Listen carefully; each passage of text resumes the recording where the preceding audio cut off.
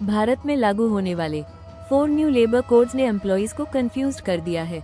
Salary slip बदली हुई लग रही है, इनहैंड सैलरी कम दिख रही है, लेकिन पीएफ और बेनिफिट्स बढ़ते हुए नजर आ रहे हैं। आखिर असली सच क्या है, आइए आसान भाषा में समझते हैं।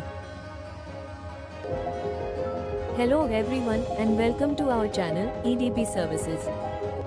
सरकार ने 29 पुराने लेबर लॉज हटाकर 4 न्यू लेबर कोड्स लागू किए हैं।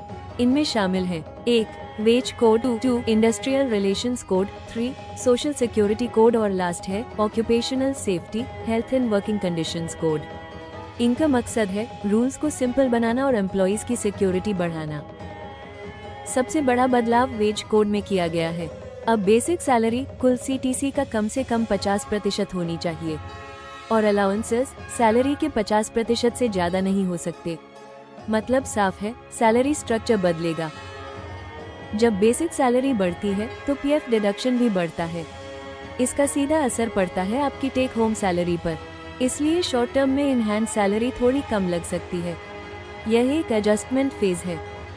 पीएफ हमेशा बेसिक सैलरी पर कैलकुलेट होता है। बेसिक सैलरी बढ़ेगी तो पीएफ कंट्रीब्यूशन भी बढ़ेगा। इसका मतलब है आपकी रिटायरमेंट सेविंग्स पहले से ज्यादा मजबूत होगी। ये लॉन्ग टर्म बेनिफिट है। ग्रेट्युइटी भी बेसिक सैलरी के आधार पर मिलती है। हायर बेसिक सैलरी का मतलब है हायर ग्रेट्युइटी अमाउंट। जॉब छोड़ते समय या रिटायरमेंट के वक्त एम्प्लॉइज को ज्यादा पैसा मिलेगा। यह एक बड़ा लॉन्ग टर्म फायदा है। न्यू रूल्स में कंपनीज को 4 डे वर्क वीक का ऑप्शन दिया गया है।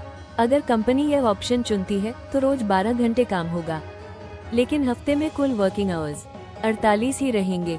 फाइनल डिसीजन कंपनी का होगा। अब एम्प्लॉइज को साल में कम से कम 20 अर्न्ड लीव्स मिलेंगी। लीव कैरी फॉरवर्ड के रूल्स पहले से आसान किए गए हैं। इससे लीव्स लैप्स होने की प्रॉब्लम काफी कम हो जाएगी। यह एम्प्लॉय फ्रेंडली बदलाव है। अब कंपनी सैलरी का बड़ा हिस्सा अलाउंसेस में नहीं दिखा पाएंगी। एचआरए, ट्रैवल और अदर अलाउंसेस कुल सैलरी के 50% से ज्यादा नहीं हो सकते। एक्स्ट्रा अमाउंट को बेसिक सैलरी माना जाएगा, मतलब सैलरी हाइडिंग बंद। एम्प्लॉइज को लग रहा है सैलरी कम हो गई है, लेकिन असल में मनी लॉस नहीं हुआ है। इनहैंड सैलरी कम दिख रही है, पीएफ और ग्रेट्युइटी बढ़ रही है और टोटल सीटीसी वही का वही है। बस मनी का डिस्ट्रीब्यूशन बदला है। फाइनल समरी बिल्कुल क्लियर है। शॉर्ट टर्म में इनहैंड सैलरी कम लग सकती है, लेकिन लॉन्ग टर्म में सेविंग्स और रिटायरमेंट फंड काफी मजबूत होंगे। ये रिफॉर्म फ्यूचर सिक्योरिटी के लिए है। एम्प्लॉइज को चाहिए सैलरी स्लिप ध्यान से समझें, पीएफ को इन्वेस्टमेंट की तरह देखें।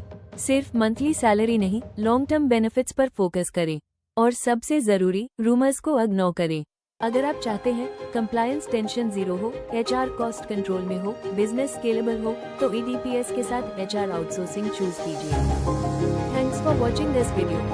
अगर यह वीडियो आपके बिजनेस से रिलेट करता है तो इसे लाइक करें और अपने नेटवर्क के साथ शेयर करें और सब्सक्राइब करना ना भूलें। एचआर और पेरोल अपडेट्स के लिए हमें फॉलो करें।